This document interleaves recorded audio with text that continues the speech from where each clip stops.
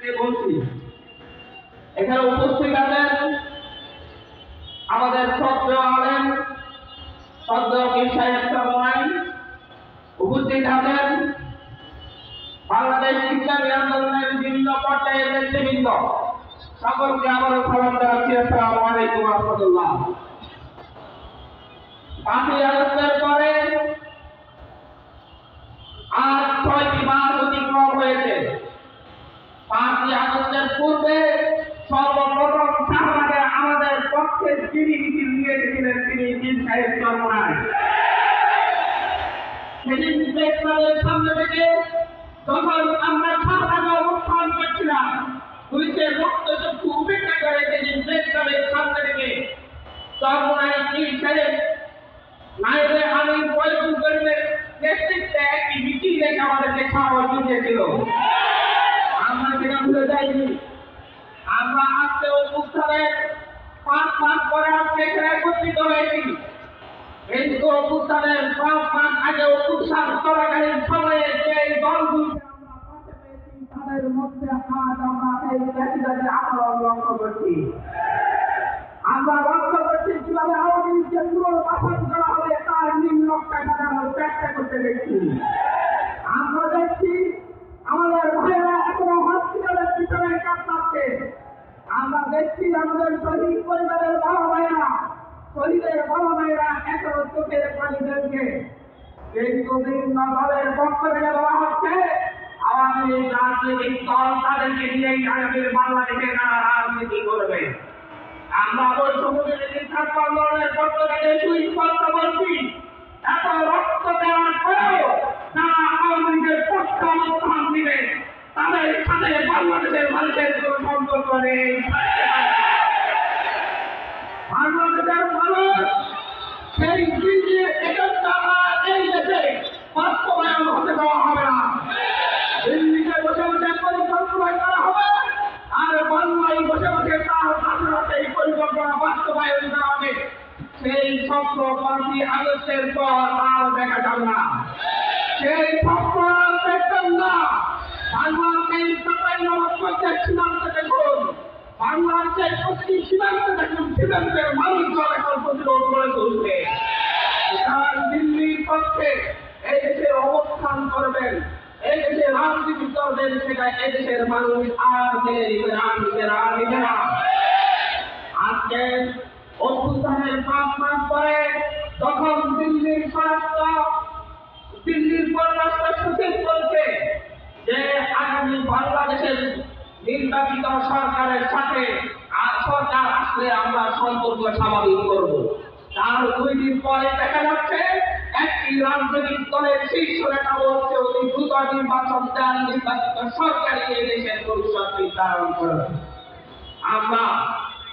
আমরা দেখছি হঠাৎ করে এসে বলা হচ্ছে ডক্টর ইউনূসের সরকারকে তাদের কাছে নিরপেক্ষ সরকার মনে হচ্ছে না।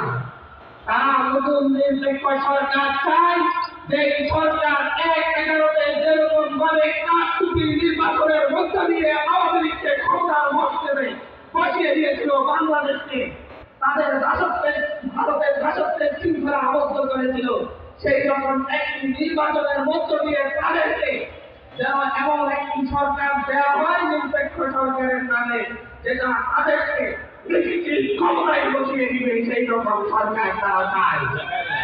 তাদের সেই কথার 2 দিন পরে আমরা দেখছি মোহাম্মদ আলী আশরাফ ফেসবুকে পোস্ট দিয়ে বলছে সেও একটি নিরপেক্ষ সরকার চাই, ডক্টর মোহাম্মদ ইউনূসের সরকার নিরপেক্ষ নয়।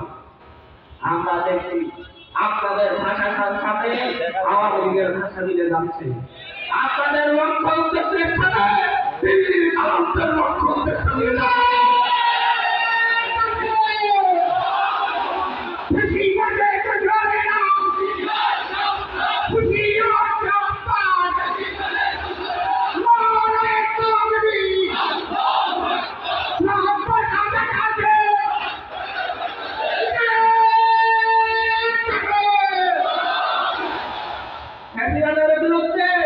বাংলাদেশের মানুষ, বাংলাদেশের সকল রাজনৈতিক দল ফ্যাসিস্টের বিরুদ্ধে নাহিদ ইসলামের নেতৃত্ব মেনে নিয়ে রাজপথে নেমে এসেছিল। আপনাদের নেতৃত্ব যদি এদেশের মানুষ আপনাদের নেতৃত্বের উপর যদি ভরসা রাখতো তাহলে সে 28 অক্টোবর থেকে দেশ থেকে পালাতো। আপনারা সেদিন পল্টন ময়দানে সেই লক্ষ লক্ষ লক্ষ মানুষদেরকে টিয়ার গ্যাসের সামনে ফেলে মঠ থেকে পালিয়ে দেবে দেশের মানুষ বলে যায়নি। এই জন্য এই বিপ্লবের আশীর্বাদরা এই দেশ থেকে পালাই নাই, তারা পেশাগত চৌকাগত প্রাচীনগত প্রতিনিধির নাম করেছিল। তারা দিদির অফিস থেকে এসে 1 ঘন্টার জন্য রেস্ট নেয় নাই, তারা তারপর দিন থেকে রাজপথে নেমেছিল। আজকে আপনারা রাইড ইসলামাকে আমাদের সাইডে এদেরকে দেশপ্রেমিক মনে করছেন। 5ই আগস্টের পরে আপনাদের নেতাকর্মীরা পথে ঘাটে যে লেভেলের ছাড়াবাজি শুরু করেছে, দখলদারিত্ব শুরু করেছে। এই কারণ বাজারের প্রতিটি সবজি দোকান থেকে তারা ছাড়াবাজি করছে, থেকে তারা ছাড়াবাজি করছে। সেই ছাড়াবাজি আওয়ামী লীগ করত, সেই ছাড়াবাজি ছাত্রলীগ করত, সেই ছাড়াবাজি যুবলীগ করত। এখন আপনারা সেই ছাড়াবাজির হাত হস্তান্তর করে নিজেদের হাতে নিয়েছেন। কিন্তু মনে রাখবেন, শুধুমাত্র নির্বাচনের জন্য, ভোটের জন্য এদেশের মানুষ, এদেশের 2000 ছাত্র জনতা জীবন দেয় নাই। এদেশের সকল রাজনৈতিক দলের নেতাকর্মী শুধুমাত্র নির্বাচনের জন্য জীবন দেয় নাই, শেখ হাসিনার বিরুদ্ধে প্রতিরোধ করে তোলার। তারা প্রতিদিন চালাবাজের বিরুদ্ধে জীবন দিয়েছে, তারা প্রতিদিন দখলদারদের বিরুদ্ধে প্রতিরোধ করে তুলেছে। সুতরাং আজকে এই চালাবাজি দখল দায়িত্ব বন্ধ না করলে আপনারা অপেক্ষা করুন।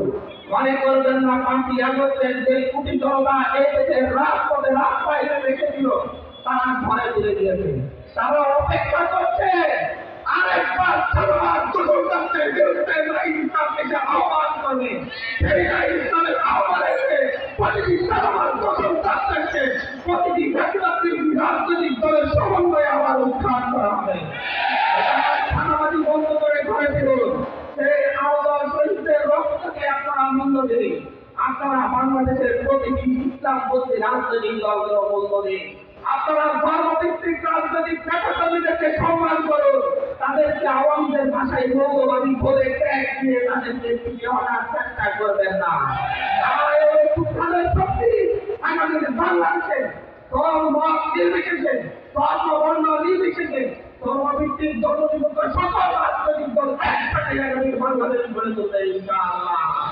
জয় হোক, জয় হোক একতা, জয় হোক জুলাই অভ্যুত্থানের। জুলাই অভ্যুত্থান দীর্ঘদিন হবে, ধন্যবাদ। ধন্যবাদ।